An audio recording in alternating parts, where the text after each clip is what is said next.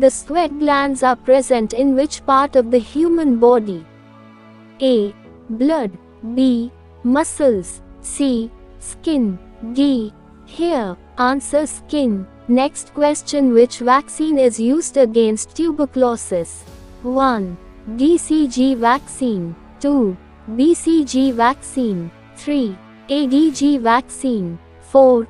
None of these. Answer: BCG. Next question: who is the father of taxonomy? A. Carl Lenin. B. Carl Linnaeus. C. Robert Hooke. D. Charles Darwin. Answer: Carl Linnaeus.